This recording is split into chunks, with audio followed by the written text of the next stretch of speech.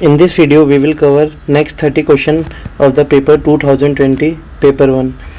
So the next question is, what is the target blood hemoglobin level when treating anemia in the stage 4 chronic kidney disease patient? So the target hemoglobin level should be 10 to 12 gram per deciliter in the stage 4 chronic kidney disease. Which of the following complication of the chronic kidney disease is observed in the patient with the low parathyroid hormone level?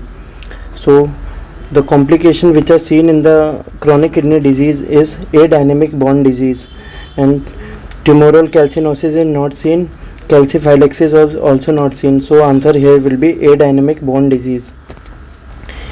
All the following statements about adult polycystic kidney disease are true except. So in adult polycystic kidney disease we know that it is a autosomal dominant, so option 1 is correct. It is usually associated with marked proteinuria. No, this is not correct because in ADPKD minor proteinuria is seen, so option B is wrong here. It is usually associated with the systemic hypertension. This is also true, and it is also associated with berry aneurysm. This is also true. So answer here will be B option. Consider the following statement in relation to the adult patient. Oliguria is defined as the passage of urine less than 300 ml per day. This is not true because it is defined as less than 400 per day. Anuria is said to exist when less than 50 ml urine is passed per day. This is also incorrect because the value is less than 100 per day. So here none of the option is correct, and this question is dropped by UPSC, so none of the option is correct for this option. White cell cast in the urine examination are strongly suggestive of. So this is a direct question. Here the answer will be pyelonephritis. In pyelo we know that pyelonephritis occur due to the infection, and in any infection WBC increases, which will come into the urine, lead to the formation of the WBC cell cast in the urine. A 13-year-old boy present with the hematuria, oliguria, edema and hypertension. He has the history of sore throat 2 weeks prior to the presentation. Laboratory investigation are remarkable for the low C3 and increased titers of ASO and anti-DNAs. So all the things that are given, such as the low C3 level, ASO and anti-DNAs, this is regarding the PSGN. So which of the following is not correct? It is asked in the question. So immunosuppressants are to be used for the crescentic glomerulonephritis. No, this is not true. It is used in the case of the other glomerulonephritis. Renal biopsy is rarely required for the making diagnosis. This is true. Antibiotic treatment is given for the streptococcal infection. This is also true. And treatment is largely supportive. This is also true. So here the answer will be D. This option is not true. Which of the following statement is not correct regarding the risk factor for the nephrolithiasis? So high dietary calcium increase the risk. No, this is not true. So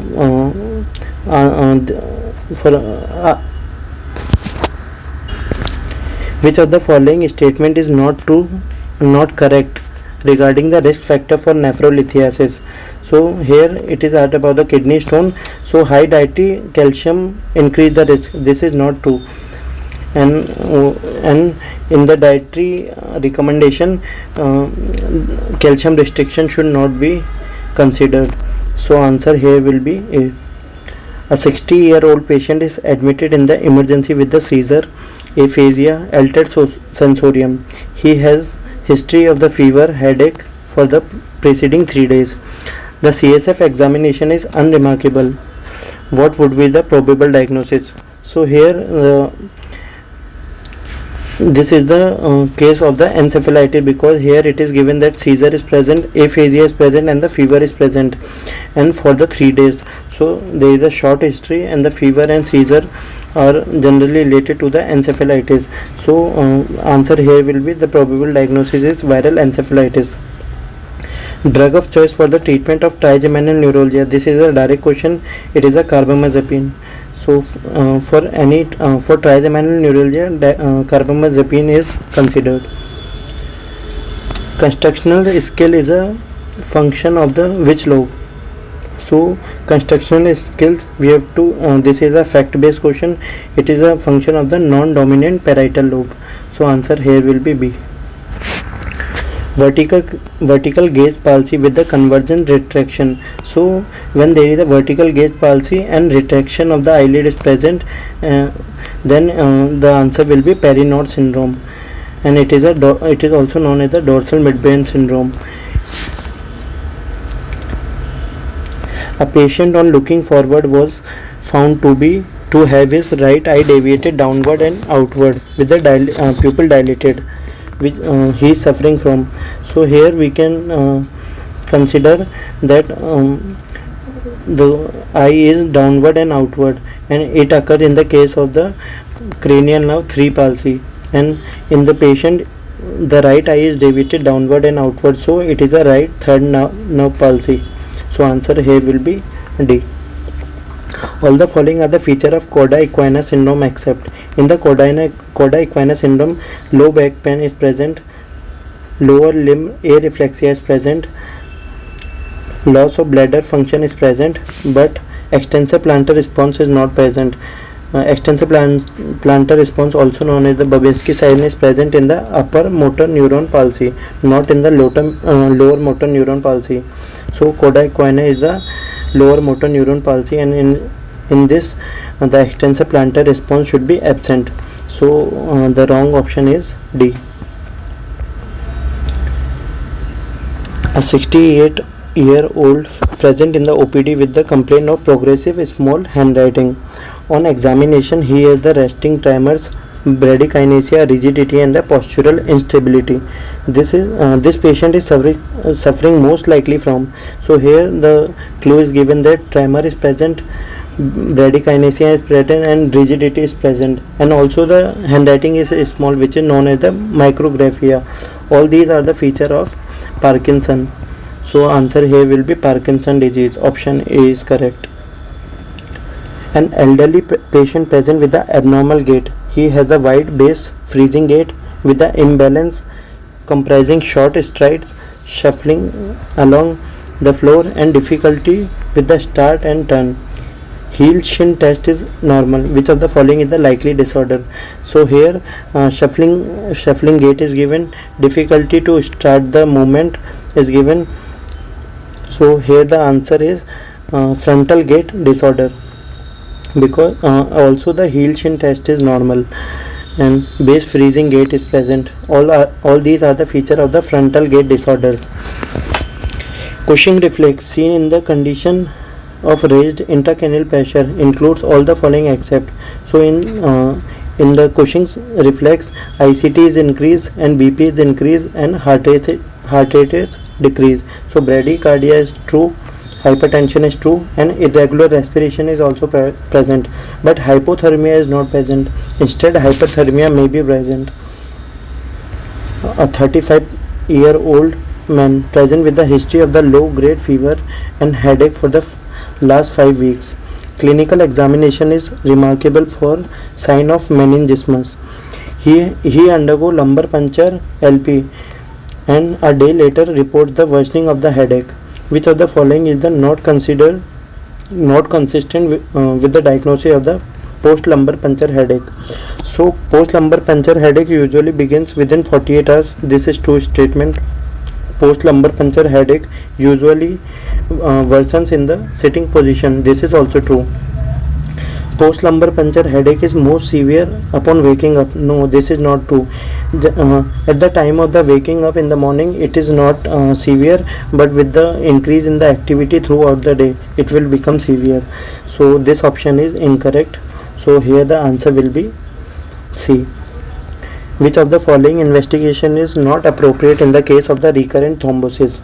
So in the case of the recurrent thrombosis, first option, anti-phospholipid antibodies, APLA. So this is true because in the case of the APLA there is a recurrent thrombosis, and it will also lead to the recurrent abortions. In BCR ABL assay, this is not true because this is nowhere related to the recurrent thrombosis. Protein C and S assay Yes, these are important for, because the mutation in these may lead to the recurrent thrombosis, and antithrombin level are also important because it is related to the thrombosis. So here the answer will be BCR ABL-SA because it is not related to the recurrent thrombosis. All the following are the cause of the reactive thrombocytosis except. So it is asked that the reactive thrombocytosis is seen in the case of the hemolytic anemia. This is true. It is not seen in the case of the megaloblastic anemia, so this is false. Post-splenectomy, yes, it is also seen in the case of the post-splenectomy and chronic inflammatory disorders. So answer here will be megaloblastic anemia because the reactive thrombocytosis is not seen in the case of the megaloblastic anemia. Cryoprecipitate cannot be used in the treatment of which of the following condition. So we know that in the cryoprecipitate valve membrane factors is present, factor 8 is present, and the fibrinogen is present. So it can be used for the hemophilia A, valve membrane disease, and hypofibrinogenemia, but it is not used in the case of the hemophilia B because it occurs due to the factor 9 deficiency. So here we will use the fresh frozen plasma, but cryoprecipitate cannot be used in the case of the hemophilia B. Pyruvate kinase deficiency results in the deficiency of ATP production in the chronic hemolytic anemia. The disorder is inherited as an. So this is a fact-based question, and it is a autosomal recessive trait, and it is a glycolysis defect. Pyruvate kinase deficiency is a glycolysis defect, and it is autosomal recessive trait. Sickle cell disease may be associated with any of the following except. So sickle cell disease is associated with acute chest syndrome because of the occlusive crisis, aplastic crisis, this is also true, and splenic sequestration crisis, this is also true. All occur due to the occlusive crisis, but Conn syndrome is nowhere related to the sickle cell disease. So answer here will be Conn syndrome. Fever with splenomegaly and lymphadenopathy can be seen in. So fever with lymphadenopathy and splenomegaly is seen in infectious mononucleosis. No, this is not seen in the infectious mononucleosis.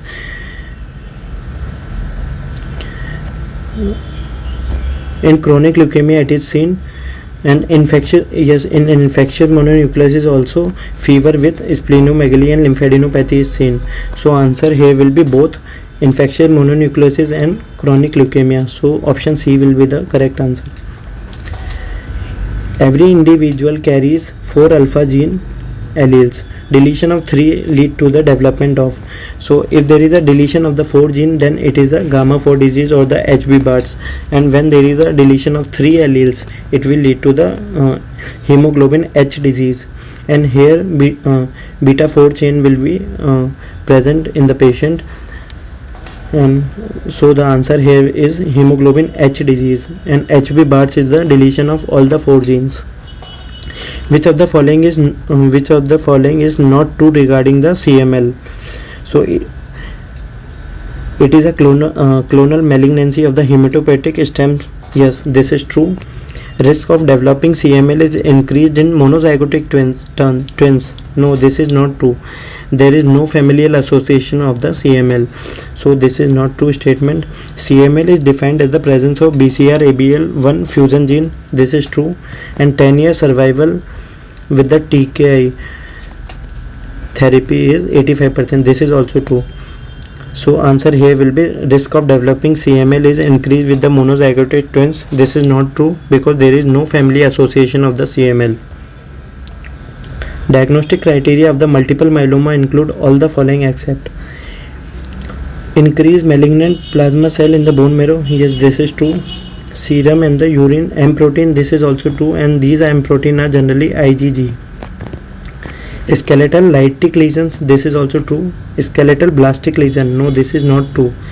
In the multiple myeloma, lytic lesions are present, not blastic lesions. So fourth option is wrong. So answer cannot be 2, 3 or 4. So answer here will be A. 1, 2, 3 options are correct. The most predominant type of the serum immunoglobulin involved in the patient with the plasma cell disorder is.